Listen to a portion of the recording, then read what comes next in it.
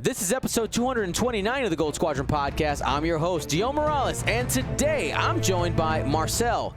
Is it really a victory without Lulo Manzano? Really? I don't know.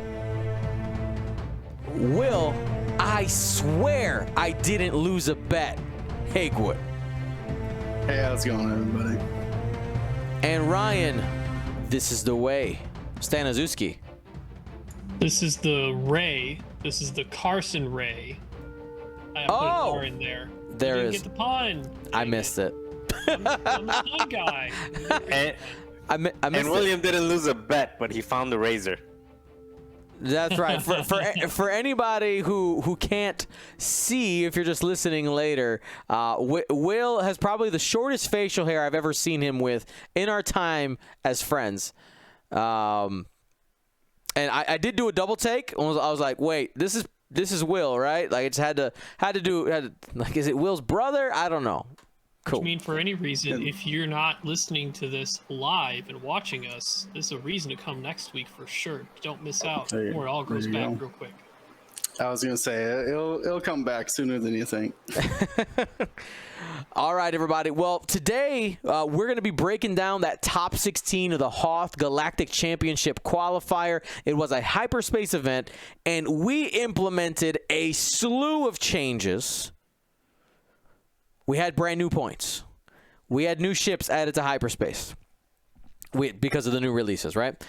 We had deficit scoring. So if you brought less than 200 points, those points that you didn't spend go scored for your opponent, and we randomized first player order. All those things went live for this tournament. We're going to break that down all in a minute. But before we do that, let me remind you that today's podcast brought to you by our Gold Squadron patrons. Becoming a patron makes you a part of our largest group of supporters. Become a patron by going to patreon.com/Gold Squadron. Our next set of Patreon gifts will feature a Scum and Villainy 5-ship squadron. We did Rebels earlier this year. We are currently working on packing and shipping our Imperial squadrons, and Scum is coming up, and you get to choose the pilots. All right. So, Ryan, I saw some question marks. Yes. Hit me. I don't know if this is a spoiler or anything, but did anyone not go up to 200 in the entire event? Three people. We're at 199. And we discussed it. One of them was because, like, our assumption is that they wanted that exact set and didn't have any slots left to fill it out, essentially is what happened. So, yeah, that is probably to start there. Let's, Will, you hung out with me all weekend, awesome commentary duo that we are. What were your thoughts on specifically those two changes that we decided to implement ahead of AMG making anything official, that deficit scoring and the randomized player order? I think the biggest change that I noticed in the list is that the pure archetypes don't seem to be as effective. Something like a pure swarm without a gimmick, and something like a pure triple ace, an archetype that we've seen a lot and was in the tournament, but we did not see it do very well. I think the only I don't know. I would count TIE Swarm as a swarm with a gimmick, and their gimmick is just high initiative, I guess. But it seemed like every other list had a 5th or 6th ship thrown in that could change the dynamic of the list. Whether it was like a support ship or most of the time, though, it was a pocket ace thrown in. And I think that not being able to rely on just the pure aces has made people look for other avenues. That you need one of your aces to do something more than just arc dodge and score on points, because you might not be able to do that arc dodging. Now, Marcel, you had the opportunity to play this weekend. What were some of the things you either observed? Actually, just tell us, what list did you play, so we can kind of have that context. What I played? Yeah, what did you play? So we have contests. Yeah, so I tried to see how much of a drop off it was with the list that I wanted to move with, which was Dace, Bonearm, Teltravura, and like Super Bosk. And I kept Bosk the same. Teltravura almost the same. I added L3. Basically had a couple extra points because I had to drop. Dace is the one that got weaker. I had to drop basically the title. The Moldy Crow. Moldy Crow title, yeah, which is a huge difference. As you know, it's just not having those that front arc that actually hits, and not having a couple banked focus tokens was a huge difference. Anyway, that's what I flew. And what was your question? So my question is, your list doesn't super rely on that, like having to move first or having to move second.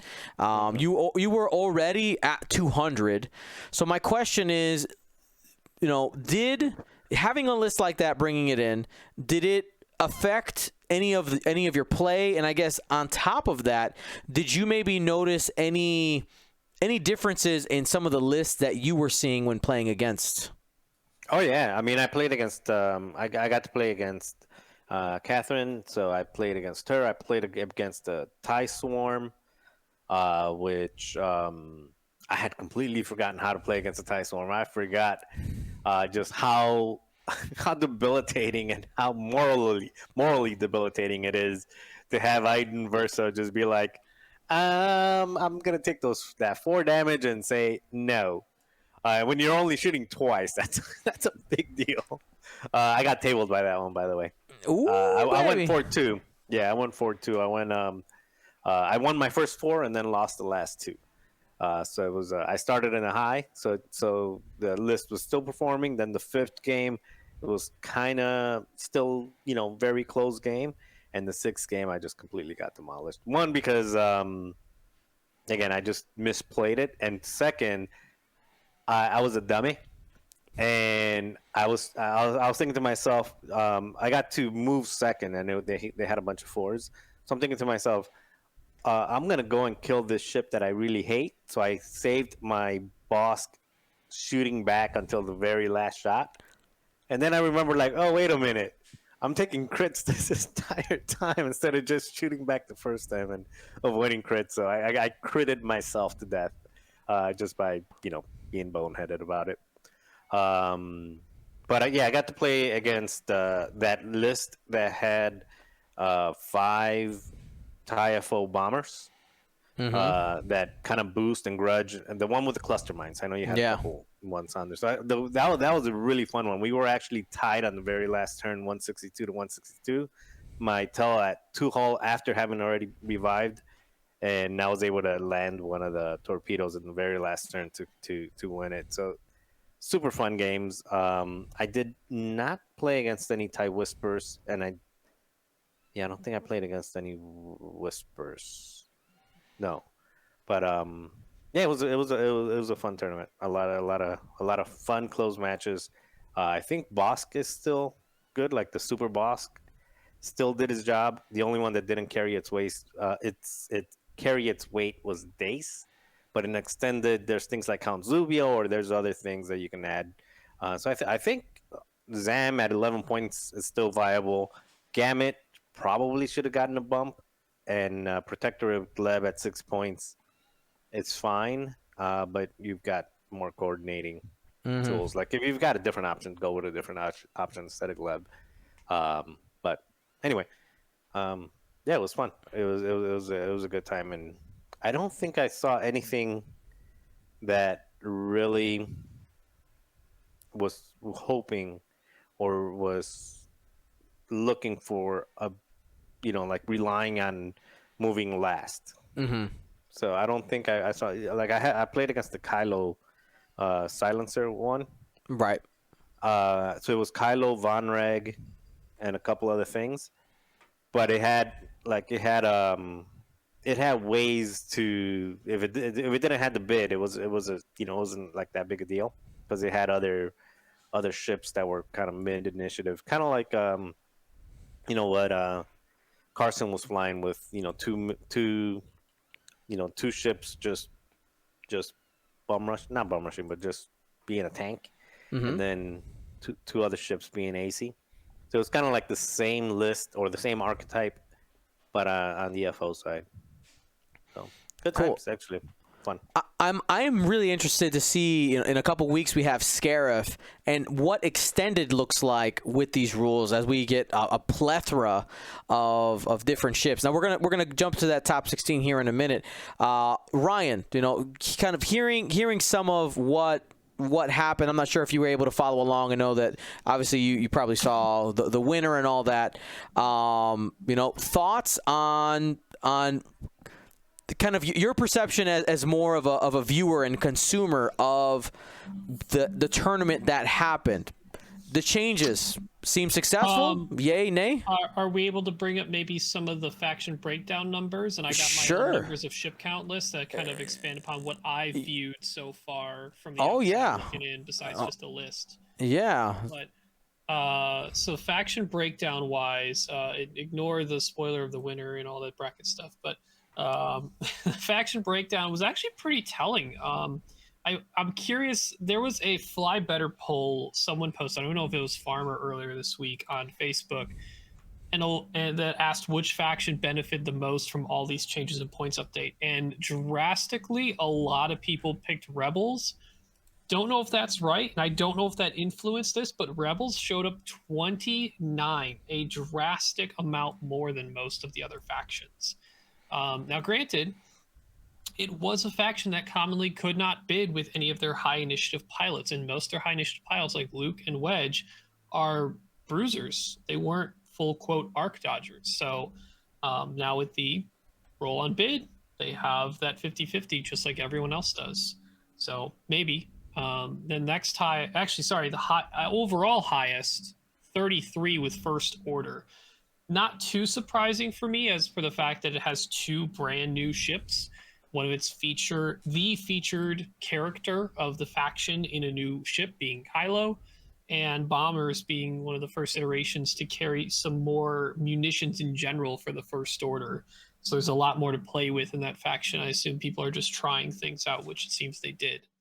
Beyond that, some of your average numbers, you got Separatists at 18, Republic at 13, 11 for Scum, 15 for Resistance, and only 9 Empire. Very low. A lot of people, like Will may have mentioned, Triple Ace was a very popular archetype in the Empire, and a lot of people aren't jumping back on that because they have to make more well-rounded lists. Not like Triple Ace might not work ever, but people are hesitant to try right now. Still, initiative killing with high power attacks from Vader, from Whisper, are still pretty good. Both Vaders, even.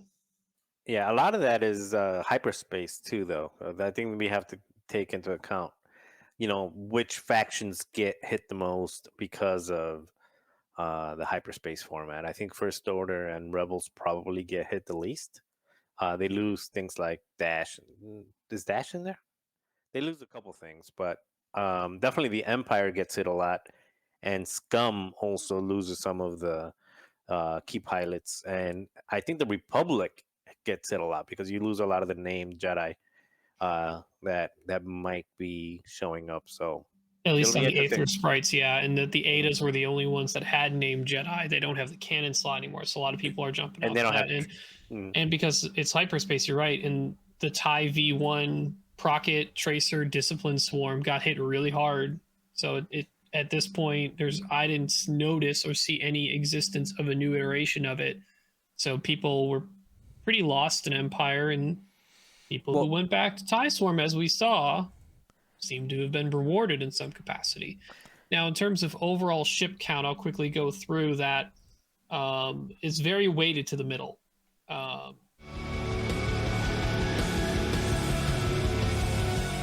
Your event bring 4 ship lists, 74 of the 140. And then 3 ship lists came in second with 25% being 35 of the overall event.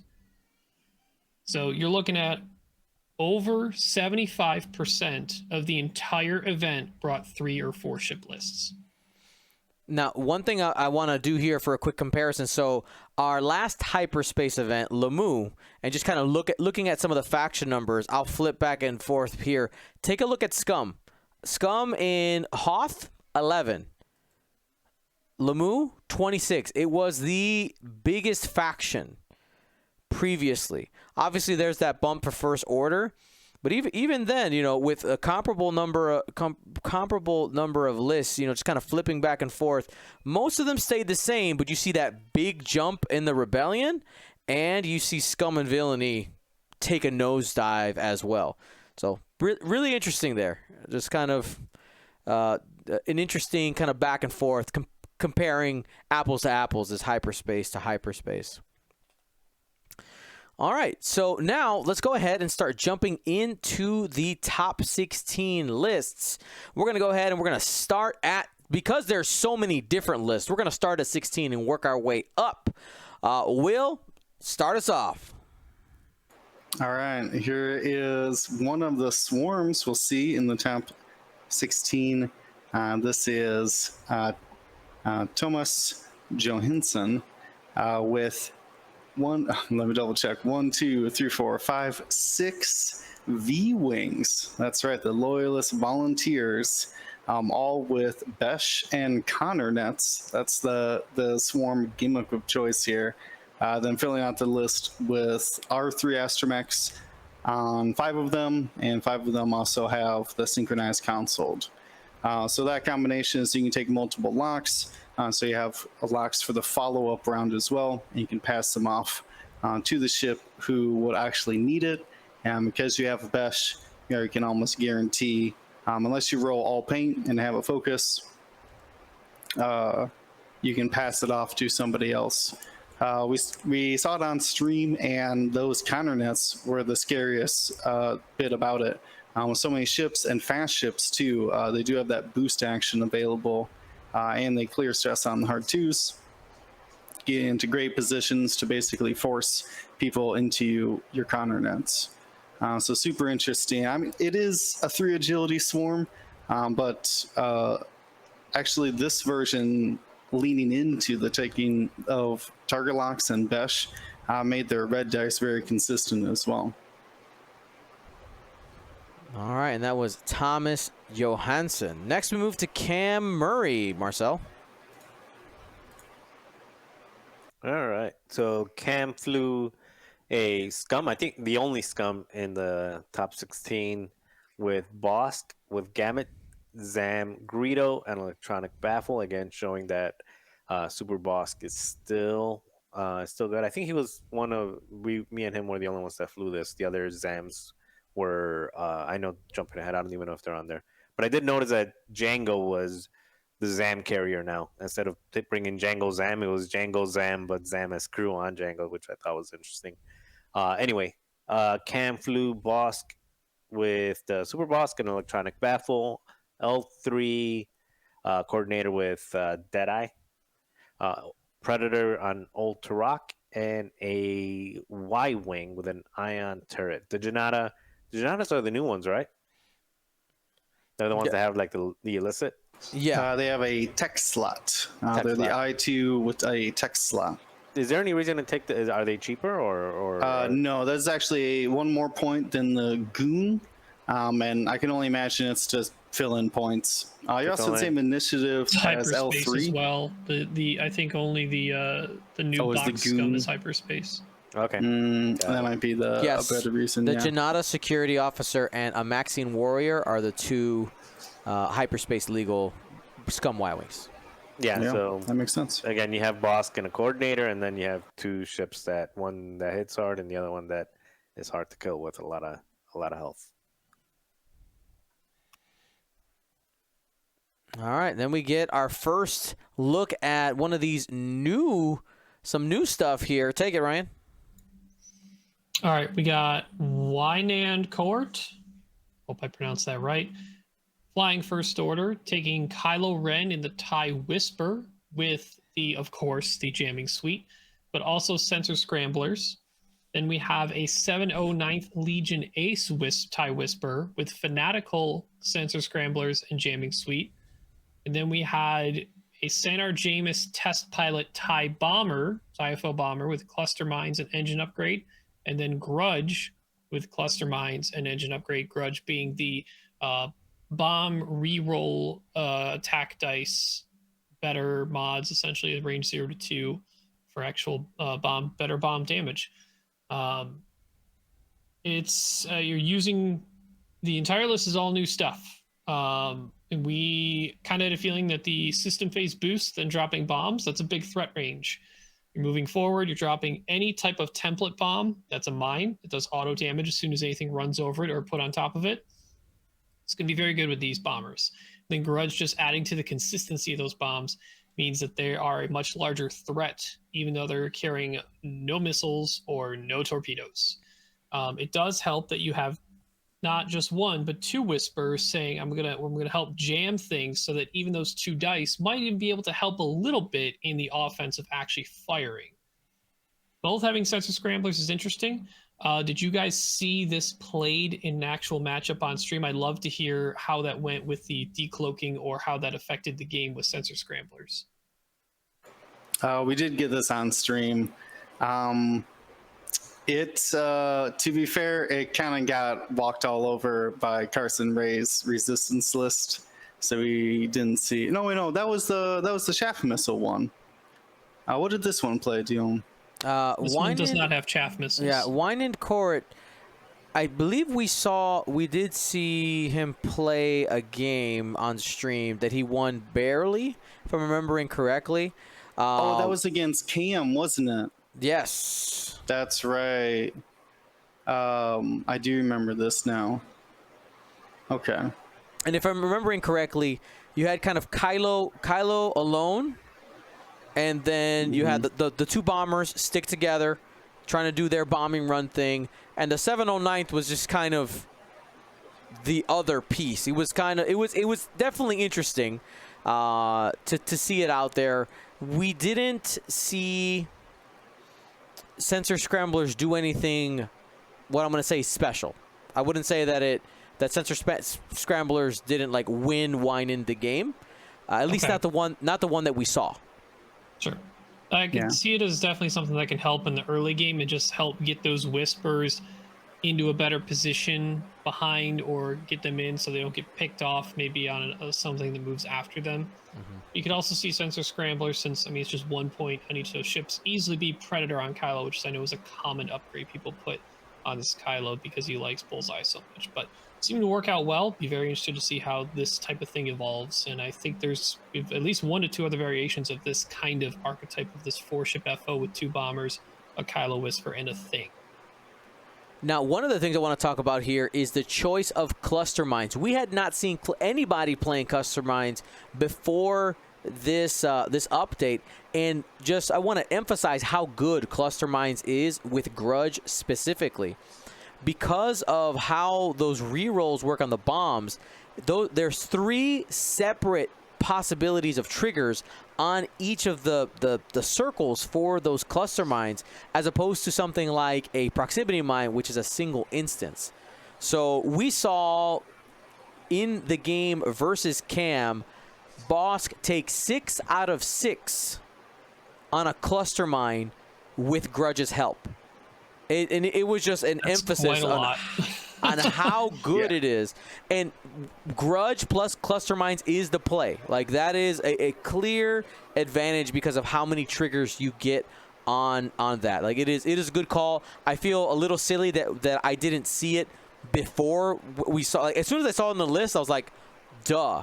Of course those work together. But it took somebody else to build it and just put those two things together. Granted, one big thing that's the difference between cluster mines and proximity mines is you have 1 cluster mine charge. That is it. Whereas you have 2 proximity mines to use. So if you're going to hit the cluster mine, you better get to where you need to go, which the bombers are really good at doing, but you have more threat long-term of the game with the prox mines turn after turn. You do, these at least in the game that I played and the one that I saw in the cut while I was watching on Sunday, these bombers pop pretty quick, so they probably only got one good run in them anyway. The likelihood that they'll be in a position to drop multiples is unlikely. So, and this one gives you obviously a bigger spread. So it's probably a good call in this particular case. In almost every other case, I would probably take the proximity mines. But yeah, I don't think these have multiple. I don't think they have very many runs in them. Very many times to actually proc it. Yeah, I just want to note as well that cluster mines are the hyperspace or are hyperspace only. You only have the options of counternet, concussion bomb, thermal detonators, and cluster mines. So Grudge only really has two options there for re-rolling bombs in the first place, at least in this format. Well, then the question is, when we head to Scarif in a few weeks, are we still going to see cluster mines? I still think it's a good buy. I still think it's a good buy. It can be. We'll have to see what people think they want to do. All right. Well, let's keep it going here. We had Travis Smithwick in the top 16 as well, and we have an appearance of Kanan Jarrus in the VCX 100. Took Compassion. That is one of the new upgrade cards. We actually did it. This list was on stream, but it never triggered. We didn't see a Compassion trigger. Fire control system and dorsal turret. Luke Skywalker with Shattering Shot and S-foils, and then Ahsoka Tano in the A-wing. Instinctive aim, also Shattering Shot, concussion missile, and the vectored cannons. So obviously Ahsoka being the only A-wing there, vectored cannons, goodbye there, being able to flip that front or back. The Shattering Shot, this is a card where if you can use it, being able to add that focus result really can add extra punch. And it was one of the things that we talked about, Will, is the price drop that Kanan has just continued to get. I believe we said on release it was 90 points. Yeah, 90 on release points. Exclamation point tracker to take a look at that and see it's almost 20 points down from its original release. And yeah, 17 right now. But look, I mean, this one only costs 78 points for Compassion, Fire Control, Dorsal. Like, it's finally become like, to give you a reference, the Kanan and the Hawk with Moldy Crow is 60 points, I believe. I'm double checking it right now. Yeah, it should be 48, and no, it's 58 points. So that 20-point difference gives you an extra force, and you get to fly a VCX around instead and it gets you an extra gun. A Hawk. Yeah, an extra red dice at the front. Like, that's a pretty good value now in comparison. I played him in round 5, and he said that Compassion did not trigger a single time, and it didn't trigger in our game either. So I don't know. And then he also said that he really didn't trigger the Shattering Shots either. So, well, looking at the way, remembering at least in that one game that we saw, the way he flew, he was doing, he wasn't really flying through the obstacle. So it may have been just kind of like a as it comes up, because he wanted to keep that open space for the VCX. I mean, I do like Shattering Shot on a vectored cannon Ahsoka. I think it'd be a lot easier to get obstructed shots if you're flying through the obstacles, shooting behind you. But no, like in a straight joust, no, Luke. I don't imagine Luke would ever be shooting a Shattering Shot. Alrighty, well let's keep it going. We're still in the Rebellion, a classic here. Will. All right. Next up, we have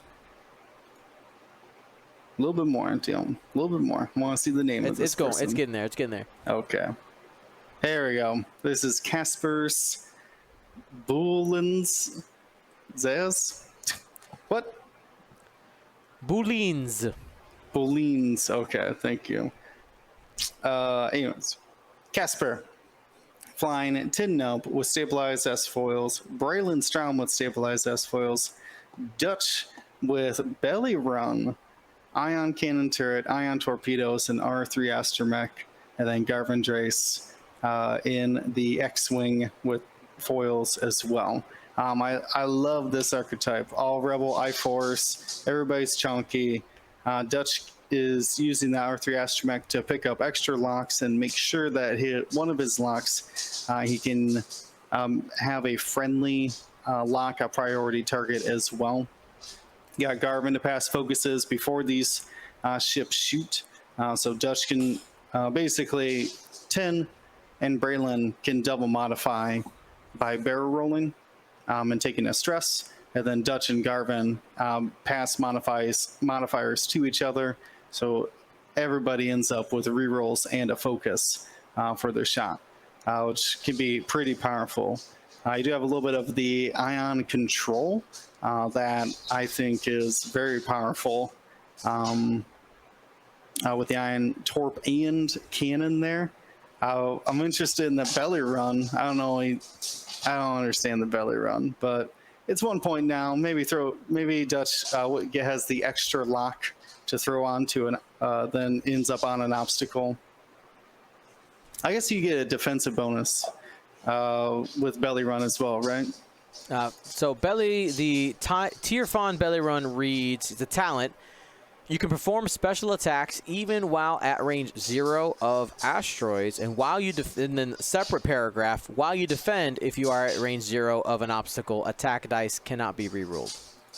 Cannot be rerolled. Okay, so maybe you gotta throw yourself onto a rock, maybe get some obstruction bonus, take away somebody's lock on you. With R3, that is more plausible. But I feel like hopeful would be better than the belly run. Hopeful on Dutch or Garvin. On Dutch, because he's only taken lock actions ever. Mm-hmm. And in case Garvin dies without passing the token, that makes a lot of sense to me. Is Hope hyperspace though? Should be, yeah. Sure is, yeah. But I think that is the right call. Yeah, but if your primary action isn't for the same amount of points. I know some people are like, oh, right, maybe it was just filler. Maybe, but if you had the option as hopeful was a better choice. Yes. All righty. Let's keep the party going. We got Christopher Patrick. Take it, Marcel.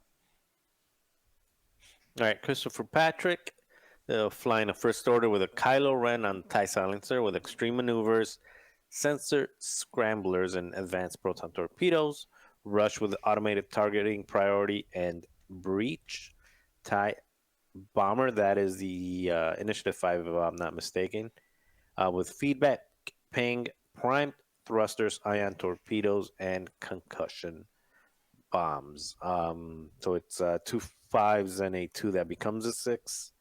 And yeah, I actually like the ion torpedo with advanced proton torpedo silencer because it makes it a lot easier to set up that 5 die attack. And yeah, there's no way. Do you see the trick that I knew was coming?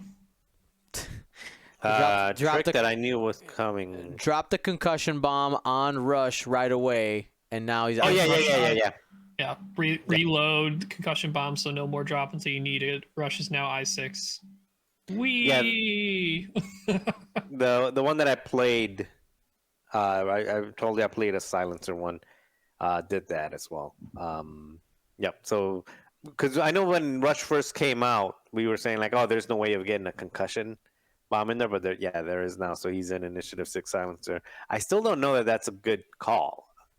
But I would rather. I think. I mean, you don't have to do it. There's an option, right? Like there's benefit to having a double reposition, lower initiative blocker, right?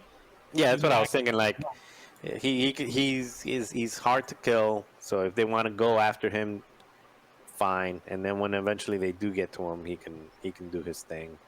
But I guess in the situation where you are doing the the roll off on the bid.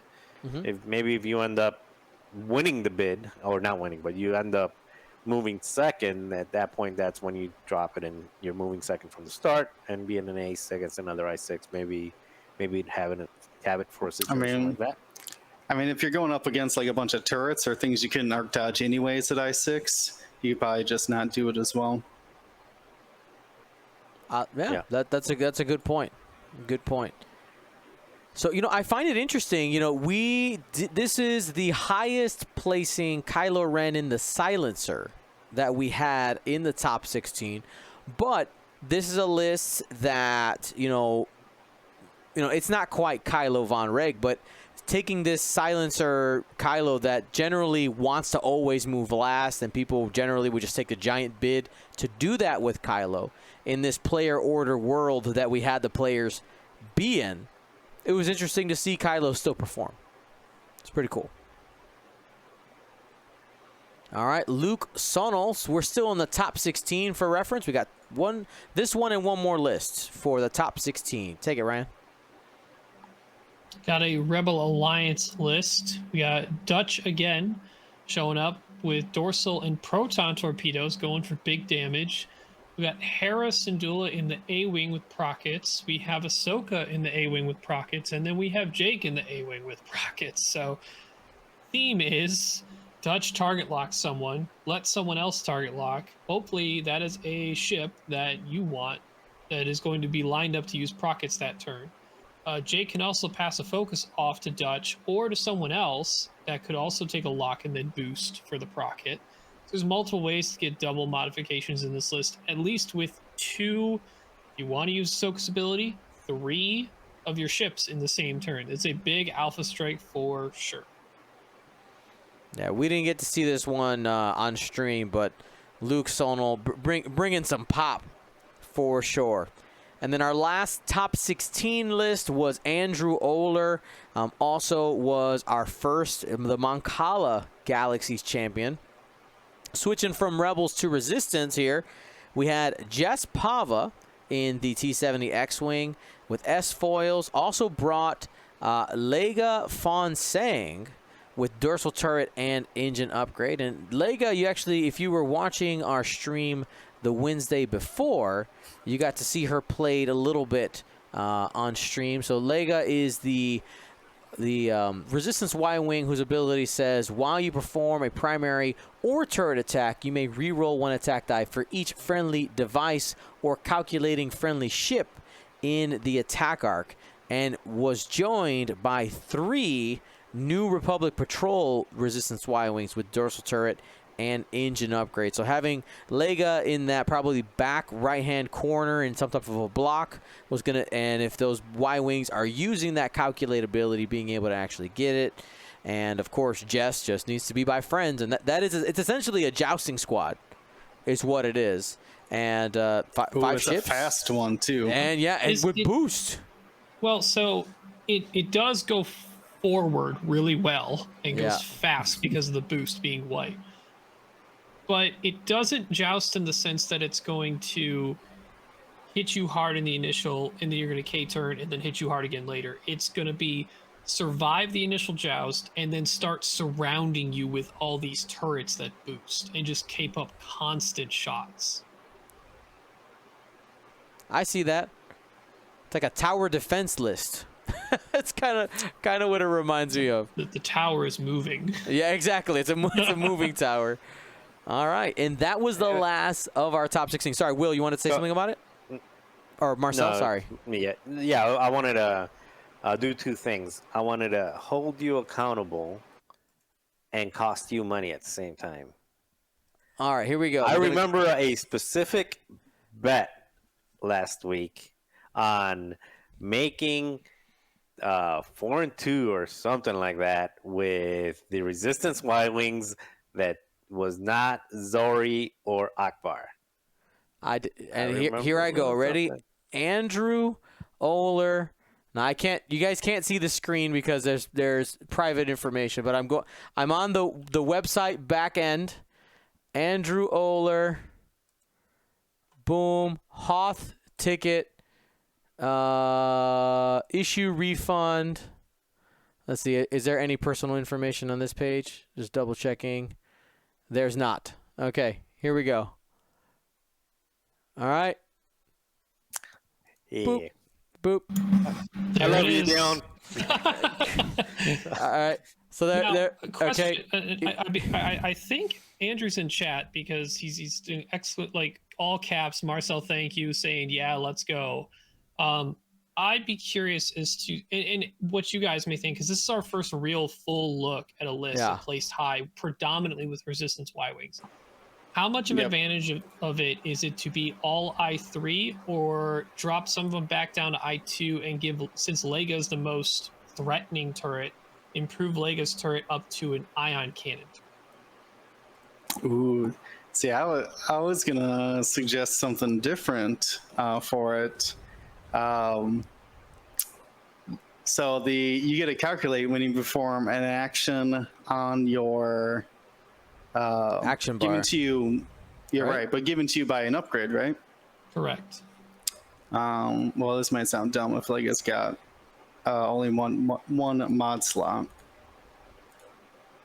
She does. What do you think about putting angled deflectors on her? So now she can reinforce and calculate. Would you? I don't know. I mean, if you saw one of these Y-Wings... Shaza Y-Wing, but I don't know about Lega. But I'm just saying, if you saw one of these Y-Wings and one of them was reinforced, you don't shoot at that one, right? Probably not. Right. Yeah, you're just like, I'm just going to go over here. Thanks. But I also, I don't know if that's worth the investment. What is it? How many points is it? It's 3 points. 3? All the modifications that give you... Angled is hyperspace legal? Oh, you know what? It is. Okay, because why not? Make sure. Why not, right? I don't know. It was an idea that came to me when looking at these lists, is that we never talk about angled deflectors on them. Yeah, Andrew's saying in the chat that, yeah, the I3 being able to choose order of operations and how you want to move and activate is really helpful. And while I agree, I wonder if this just evolves into, let's swap out upgrades. Maybe we can play with different initiative, maybe even make another one of them named, like drop down to I2 and make one of them Akbar. Because even without pattern analyzer, that ability is still pretty good. Oh, yeah. Or Shaza, for example, and it just turns into a evolving if you remember way back when the RZ2s came out, everyone was like all green Squadron pilot, heroic, crack shot, advanced optics, all the exact same thing. That evolved pretty quickly into Lulo, Tally, Greer, Zari, and an I1, like just all across the map, because all the abilities were worth it and you could figure it out anyway. All right. Well, pretty cool. And there you go. I was waiting for podcast day. And it is done. The bet has been paid. Marcel, the collector. It is done. And I did show it on screen for anybody who's listening, all right? So the evidence is there. I got to be careful not to pull this over too far. But right there, you see? $15 refunded. Andrew, good job. Now we're moving into our top 8. Our top 8 here. We're starting off with Joshua Richardson, bringing a new flavor, or a slight tweak on an old flavor. Hit it, Will. All right, Joshua has brought Jango Fett in the fire spray. He's got Count Dooku, thermal detonators, hull upgrade, Slave 1 title, and suppressive gunner. With him, he's got General Grievous with Impervium plating and Solus 1, and then Gorgol in the Nantex. Gorgol's an I2 who can fix cards on your fire spray, or because it's ship specifically for Gorgol, he's an engineer. You probably won't be doing it to Grievous because of the Impervium plating. He would have just thrown them away as well. But he's basically an I2 turret that sometimes can shoot a bullseye attack. A great filler piece there for 32 points. We know that General Grievous in the Solus 1 Impervium plating is good. Such an efficient value. What a tanky ship.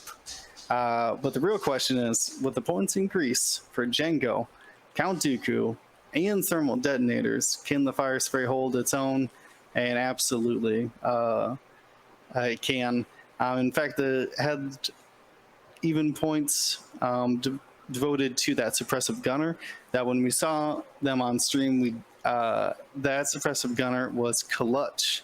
Not only can you take someone's dice away with a deplete token, now you're using Django's ability as well to convert one of their eyeballs to a blank.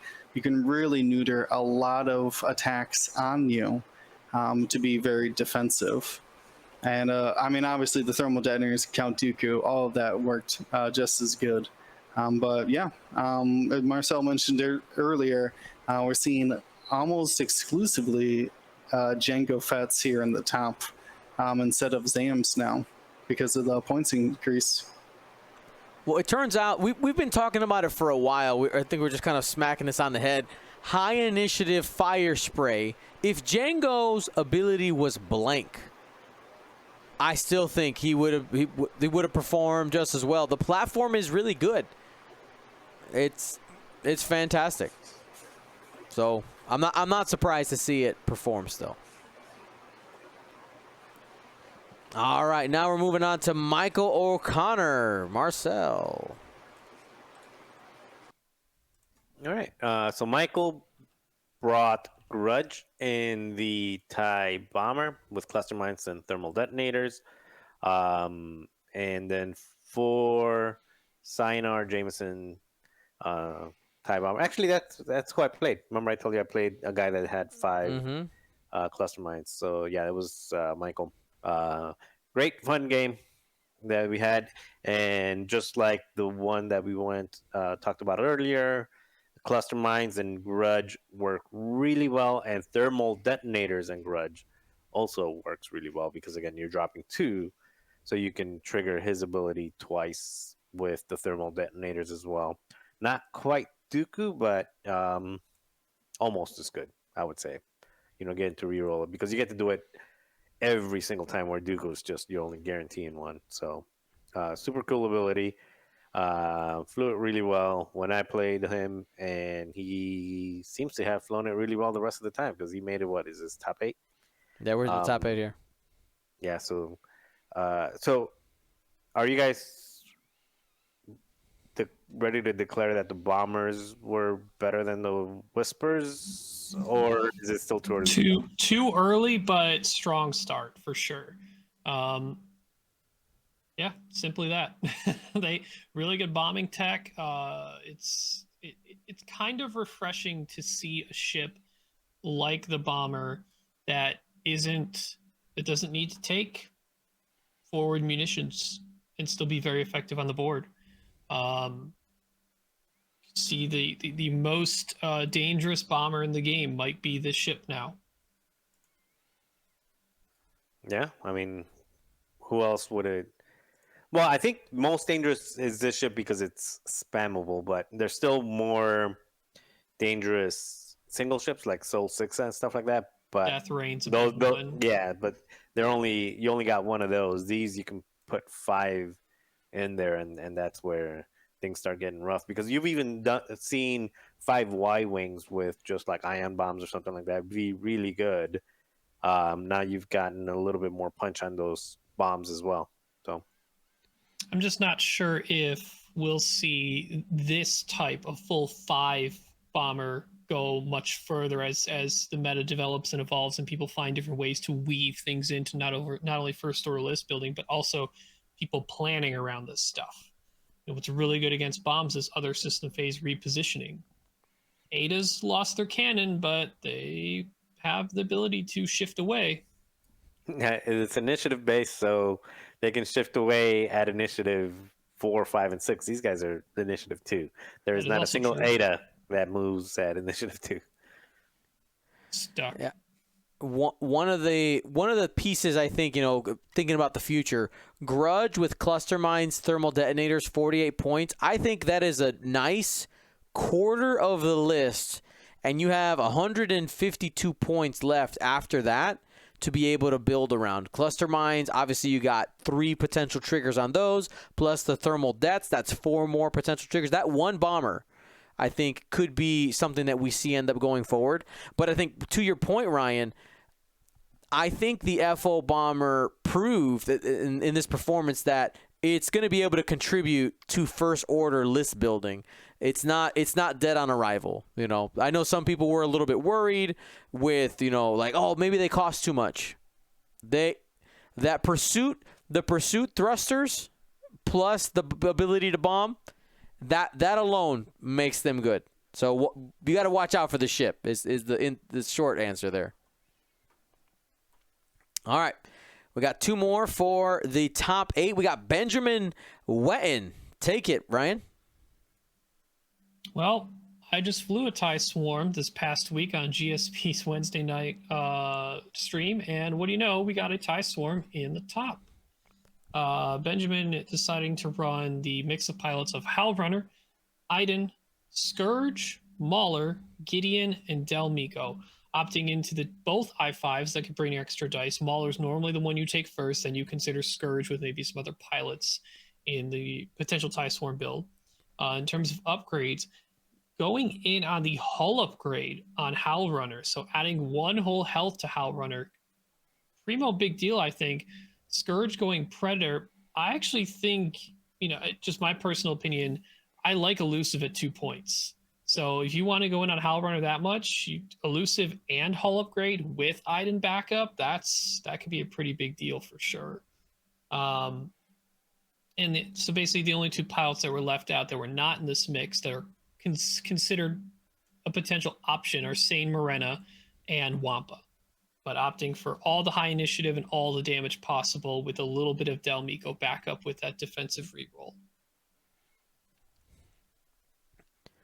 In our last top 8 list, we have Matthew Smith bringing another version of the Django squad here. We have Django here, Count Dooku, thermal detonators, hull upgrade, false transponder, so a little bit different tech, slightly cheaper Dooku there at 107 points. General Grievous, Solus 1, and Pervium plating, that's pretty much standard.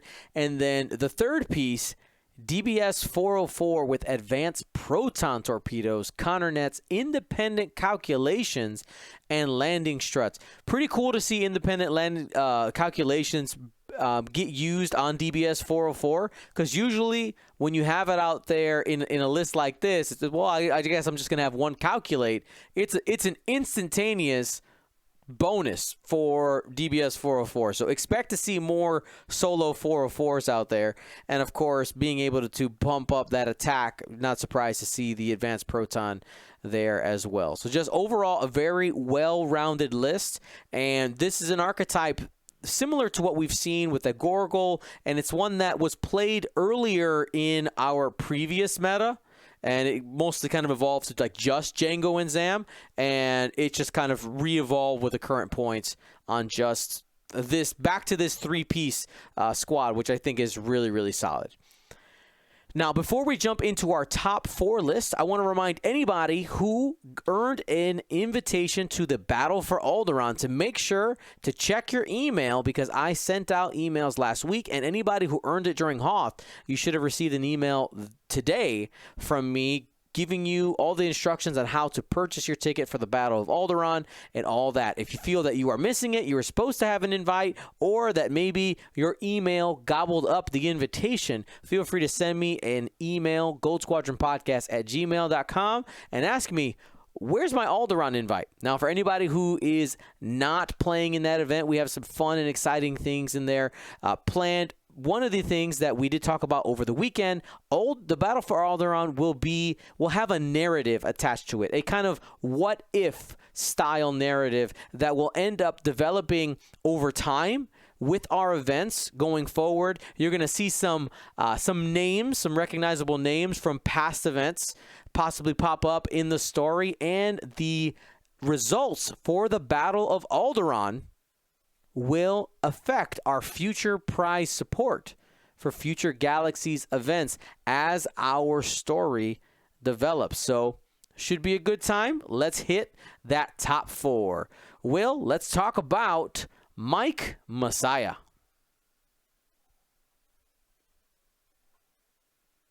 You're still muted, Will. When you're unmuted.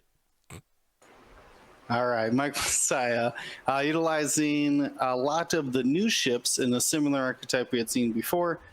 This is Kylo Ren in that Wylo interceptor there, the Whisper, with enhanced jamming suite because it's free. We have another appearance of Grudge with thermal detonators, and this time Grudge is paired up with a Sinar Jameis pilot that had also thermal detonators in the electro shaft missiles. It's the obstacle you can launch in the system phase, and it ends up jamming people and messing up their communications. So no locks and coordinates as well. Then rounding out the list is Major Von Reg in the Interceptor with Daredevil, utilizing that barrel roll with the system or with the chassis ability, and then being able to hard one boost keeps that I-6 ship very maneuverable, and didn't need the bid at all. Actually, we haven't seen a lot of I-6s other than Django. Am I missing anyone other than Django for an I-6? This is the first one other than Django. There Von you go, Reg, see? popping off So here. I-6 already moving last, so not Rush. punished. Oh, Rush. Well, Concussion bomb rush. Yeah. concussion bomb rush. Okay, fair enough. I'll give you that. Yeah. Let me ask so- you, would you rather have that Rush or this Von Reg? They cost the same. I would rather have that rush. Even with Daredevil. Daredevil's really good. It is real good. I know. And I Von Reg, would- when he's not looked at, can get double mods just with his actions. True. I would probably still go rush. Fair enough. Yeah, and this is, I think, what you're alluding to before doing that. You grab Grudge, another bomber, Kylo Ren, and then fill off the points how you see fit. And I think this is an archetype that will probably be here to stay until, I don't know. And because this works in in extended, you just get even more options for bombs and that filler ship. So good to see it. I am quite excited. Scarif, October 23rd. I'm really excited to see what is the difference between this hyperspace and extended. And I am glad that it worked out in this order because we had kind of less ships to look at first. All right, let's take our first bite. And now we're going to open it up. We have a direction. We're likely going to see some people mirror what was successful here. But I want to see what are the small tweaks that happen in the next 3 weeks. People playing their online games, starting to test.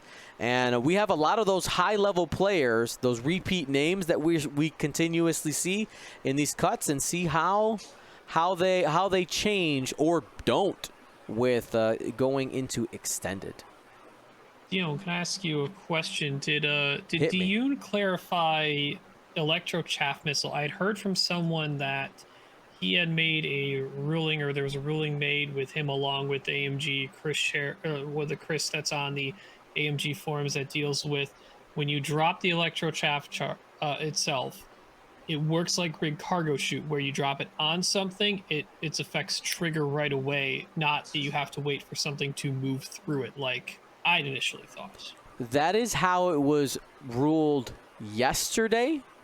This weekend, it is not an official AMG ruling because it is not currently posted.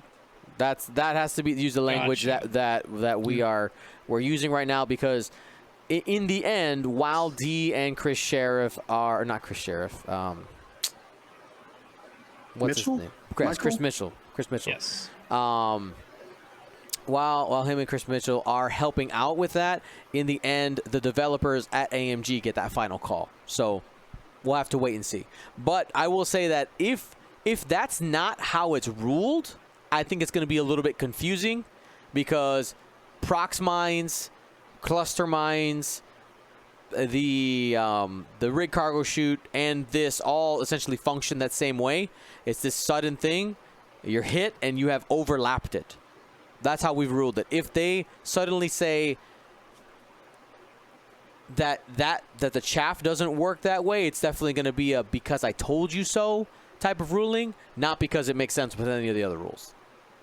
But Yeah, again, we don't know. It's going to be akin to the Hera A-Wing ruling, just to help tighten that up when that happened a while ago when she came in and people wanted to use her token passing to use a secondary weapon on. It's more of a doing it because we're tightening things up on a developer level, not because the words actually mean this type of thing. Mm-hmm.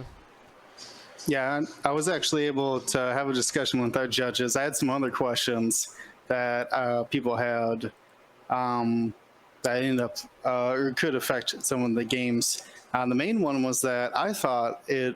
I know it's an obstacle, but I thought it would take your like system phase drop to launch it, if that makes any sense. And no, it's because it's an obstacle. You could in fact launch the chaff and then drop a bomb of your own as well, which is pretty crazy because for the foe bomber who has access to that could boost, launch, and drop all at the same time, which is pretty crazy.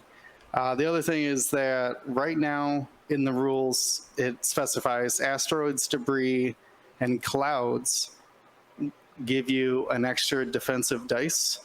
And then in the rules for Shaft Cloud, that says it, when obstructed, it gives an additional dice. Until the rules reference is updated, that's actually a bonus dice if you would be obstructing by 2 of them then.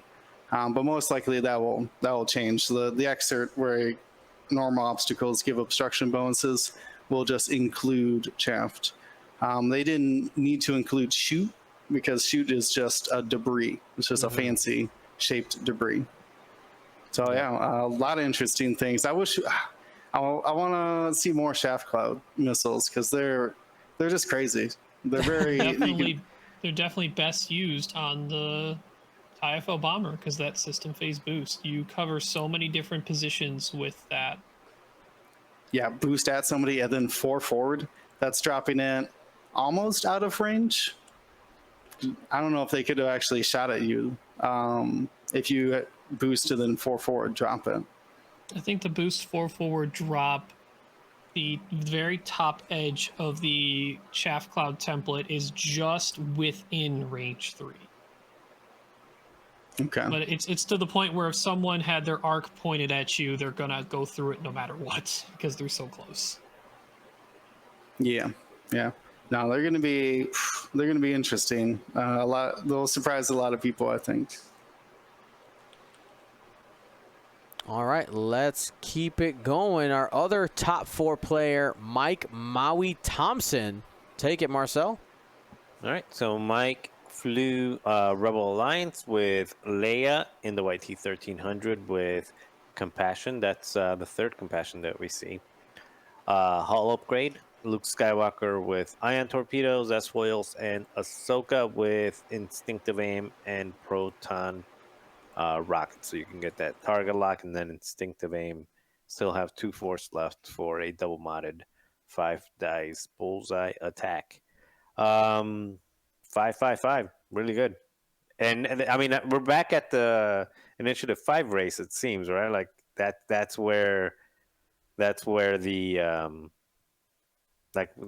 where we're bulking together. It used to be at one point it was 2s, at one point it was 3s. More recently it was at 4s, and now we're back at everybody just being at that Initiative 5 if you want to prevent that initiative kill or be at that where that traffic jam is happening.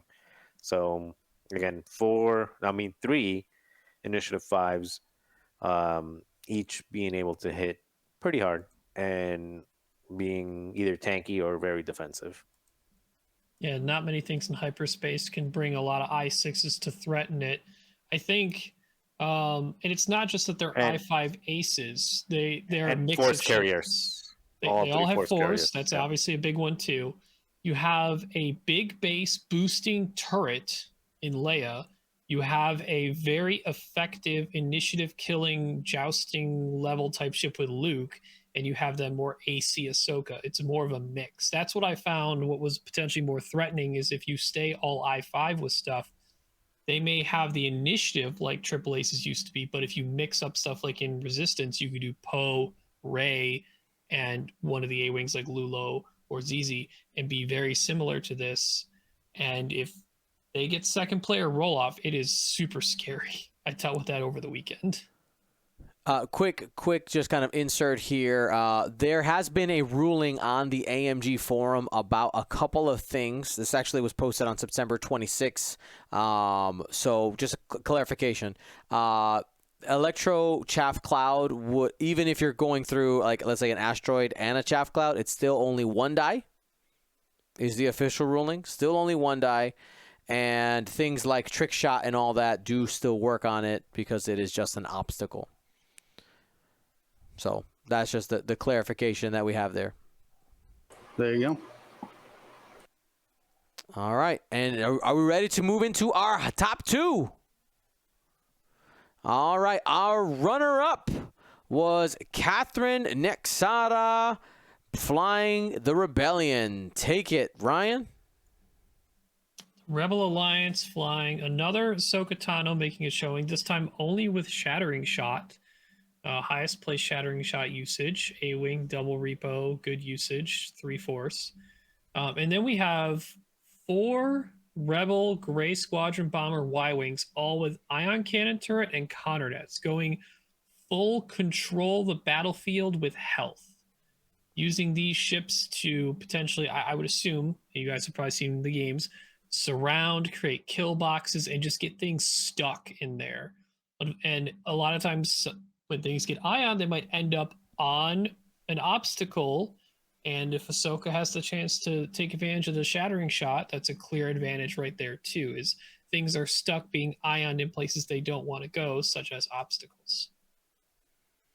Yep, solid list, and the best performing Y-Wings in the tournament. Not Resistance, but Y-Wings nonetheless. Cool to see them. And our champion of Hoth, Carson Ray, bringing a Resistance list, very similar to the style of list that he usually flies. Poe Dameron, this is the trigger-happy flyboy Poe Dameron. With R4 Astromech, integrated S-foils, and proton torpedoes. Rose with C-3PO, Jess Pava with S-foils, and ZZ Tolo in the RZ2 A-Wing, kitted out at 200 points. Overall, this list essentially it has modifiers galore, right? Poe, Rose, and Jess working together can end up all having double modified shots into people, and if Rose sets it up, they can all 4 have double modified shots if you get it right with the current. With the setup. Now, in the championship round, we did see Carson Ray do some great range control, which won him the early game and allowed him to be able to take out a couple of Y-Wings in round 1. But overall, just a solid list. And essentially, one of the things we talked about is the fact that modifiers win the game, right? More modifiers equal more goodly. And he was able to range control, keep Rose and Jess together is usually what we saw, and Poe and ZZ usually was the most independent, and Poe would either start with the set of Rose and Jess to give that additional modifier to Jess, or if need be, like we did see in the final, Poe can start separate and converge all together. So congratulations to Carson for being the champion of Hoth and Catherine for being our runner-up.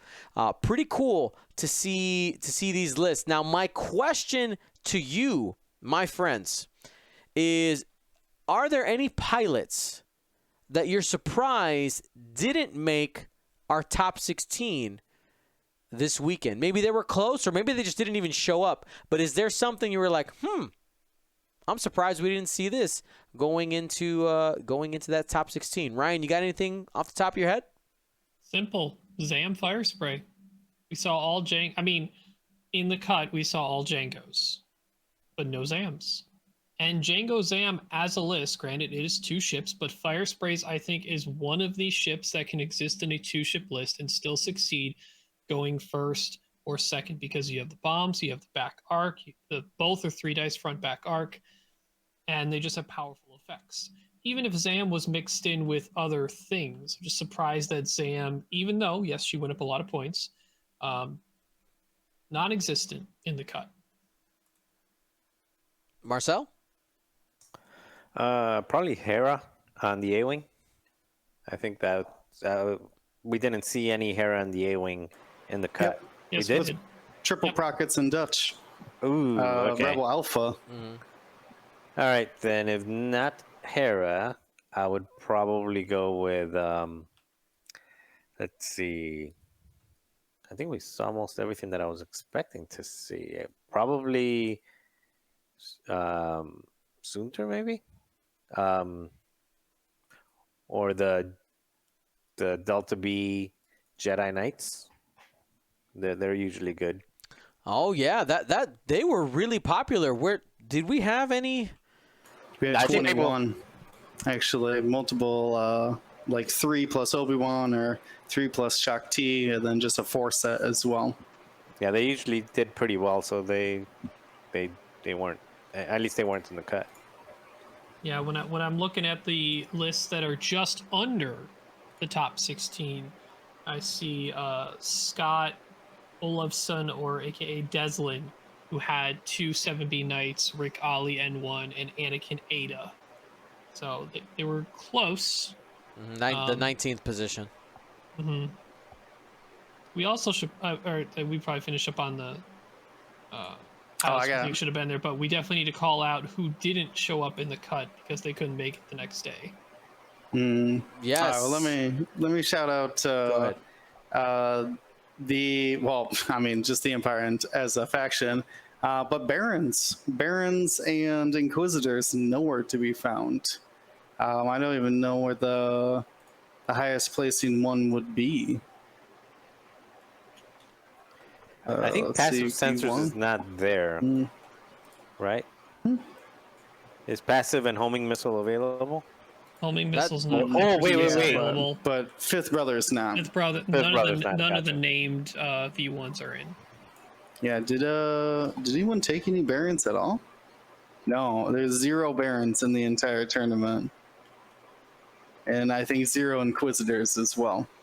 And Barons previously were in our top 4 and top 8 all the time. It was all over the place. The only other list, looking quickly just kind of at our previous hyperspace, the Red Squadron X-Wings. There was a lot of 4 X-Wing squads and like 4 X-Wings and something else being flown before. Those didn't show up at all, and we had previously also talked about those Black Squadron Scouts as well not being able to be played. Now, like you guys said, we do need to shout out one other list, and that was our undefeated player who was unavailable to make it for the final day, and that was, sorry, I'm still scrolling here. That was, drum roll, that was Stephen Labarge, and he brought a TIE Swarm as well. So, friends, that means out of the 9 total lists of Imperial lists that we had in the tournament, 2 of them were TIE Swarm, at least 2 of them, and this one went undefeated. Howl Runner with Ruthless and Hull Upgrade, Mauler Mythal, Scourge, Iden, Gideon, and Wampa. 200 points. Stephen Labarge doing the work with the TIE Swarm. And didn't have easy matchups as well. We actually can go back and take a look at some of the matchups that he played against. If you give him about 30 seconds here. He had to play against... He played against Travis Smithwick, so that's Kanan. That is the Kanan, the VCX, 4 dice, 5 dice at range 1, took it down. took out Luke Sonnel as well, who we talked about in the cut, who was flying the Procket A-Wings. Took out Andrew Goldbach, that is the Moralo and a couple of Fangs. So, I mean, played some tough matchups that you would think would worry you, and was able to go undefeated. So shout out there. So so many people are saying, hey, throwback 2019, where we at? Listen, Ty Swarm has it's a good archetype. I'm not surprised to see people bring it out. Question: next week going into extended, Ty Swarm still viable in extended? Are we going to see it? I think we're going to see it. It's just a matter of that there's more things available in the game that has a potential chance to have tools or counter against it via better maneuverability. So we'll see how it pans out and whether or not people believe that's something they want to bring, because now with extended, it's like Empire is fully operational. Whether or not people want to dive into that, we'll see. Yeah, Dash got cheaper. Dash loves his Tie Swarms. He loves to feast on those things, and I think there's other,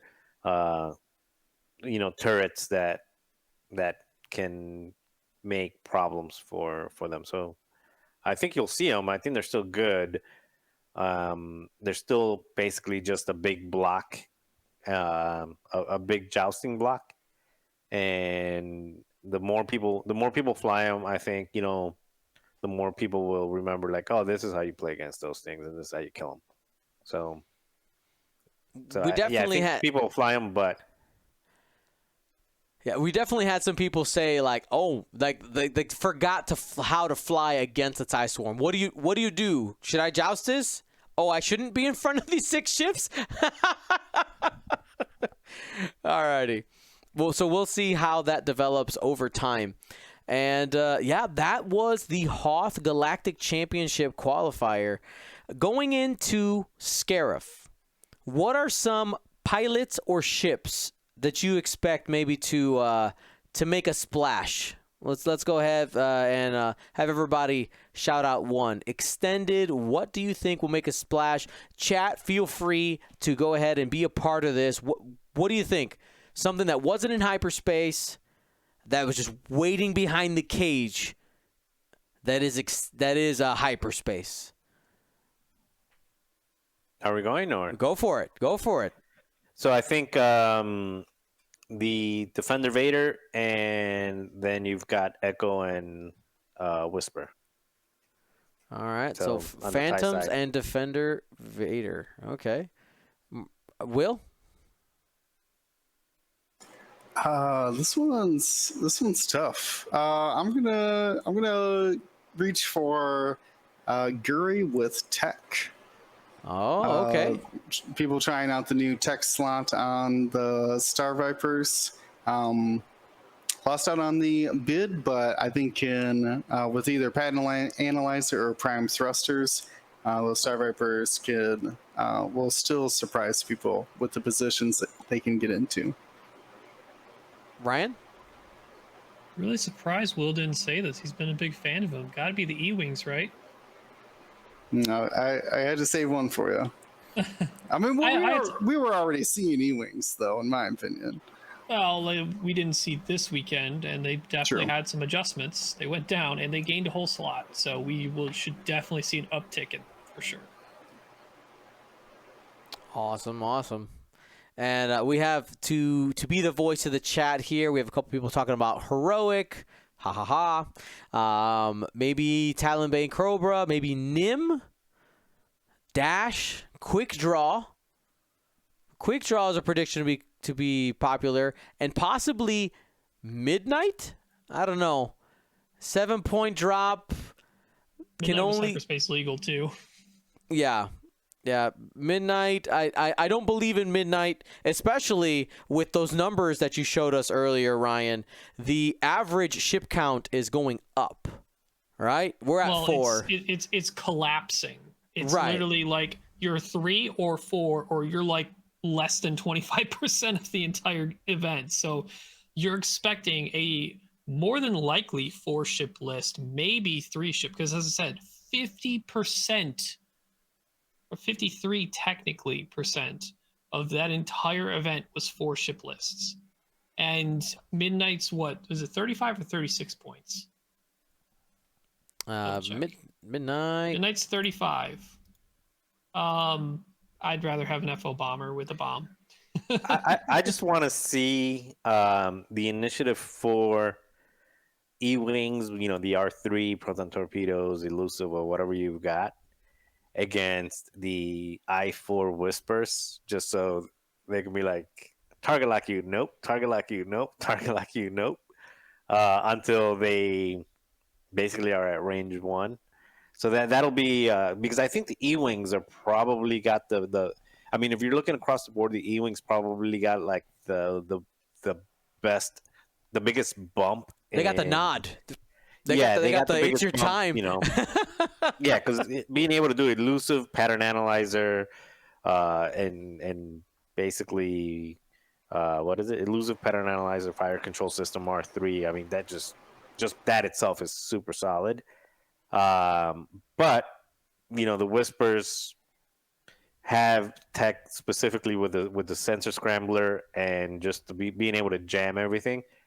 They are like anti E-Wings. I think that's like a rock paper scissors where the E-Wing is really good across the board, and then they run into those Whispers. It'll be really fun to see those matchups, I think. So I'm excited about it. Either Whisper or a Silencer, either of them could take sensor scramble. And on top of that, chaff clouds, when you go through them, break all locks, right? There's a break all locks on you, but you get jammed, right? So if you got R3 Astro, you wouldn't lose both. So, but unless the FO person's crazy and you just go everybody to the cloud. I mean, break locks on myself on the Converge way through. on the cloud. FO right now definitely has a lot of this may be early to call this one, but when AMG talked about the theming of a faction, First Order in terms of what has been rising currently and highlighting the faction is very disruptive, is the word I would choose for them right now. I like that description. I like that. Well, today's been great, being able to take some time, look at these factions. We have a lot to digest going over the next few weeks, getting ready for Scarif and just in our play. This Wednesday, our stream will be online again because I have some family stuff here. I will tell you, there may be some changes in the schedule coming up. I'm looking. I'll be completely honest. I really want to play in person at pastimes, but we're gonna hit a bit of a problem, and this is something. And I'm just being completely honest with all of you. There are what at pastimes. How many of us are there? There's about 10 to 12, Marcel. Something like that, yeah. Okay, last week there was, I think, 12 that we went. Right.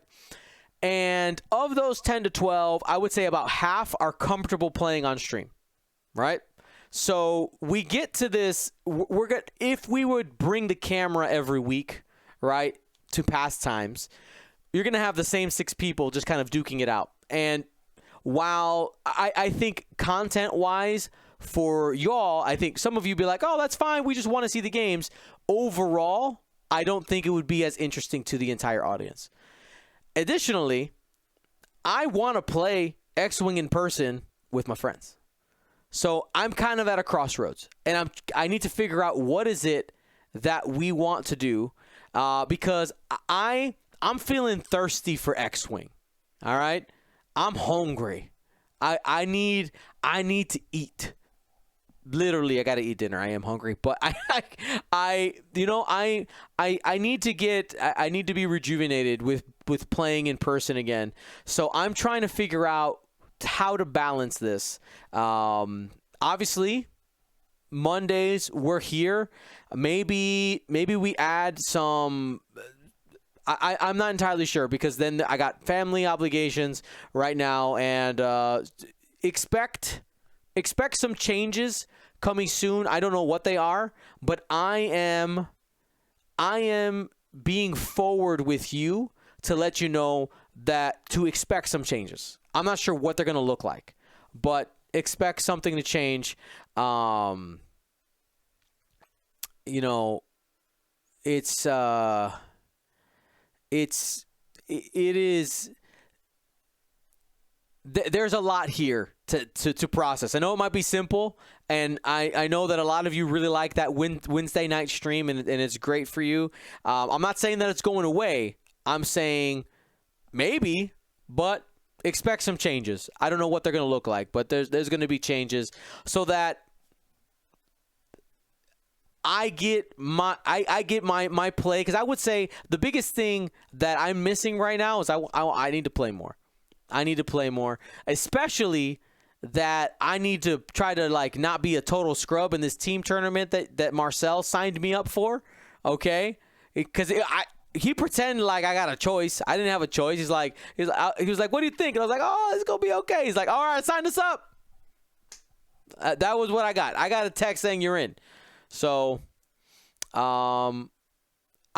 need to figure out what's going to be best for you guys, and best for our team and best for our players. Because I also don't necessarily want to put that pressure on our locals who are also just getting back into the game. Because there is, it's different. I'm going to stop rambling. It's time for us to call it a night. Any final words about Hoth before we head out for the week? Will? What's the next tournament? Scariff, October 23rd. Man, after that chilly weekend, man, the beaches of Scariff are going to be real nice. Kicking back, lawn chairs, that's going to be fantastic. Ryan? Shout out to my local buddy, Josh Richardson. He was the one who flew Django, Grievous, and Gorgle. Don't know the last time we saw a Gorgle in a cut. Good job, Josh. All right. And Marcel. Just thanks to all the 6 people I played on Saturday. It was fun. I had a good time. Win or lose, I think every single game was enjoyable, which is the best way to have a weekend. All right. Well, hopefully you enjoyed our cast today. Thanks for hanging out with us. We will see you on Wednesday live here, checking out some lists, maybe experimenting with some of the things that were here. Maybe we take a look at Extendus. Let us know what you want to see in our Discord. If you haven't joined their !point Discord, or click the link in the description down below. Thanks for watching. Be smart. Be safe. Gold Squadron out.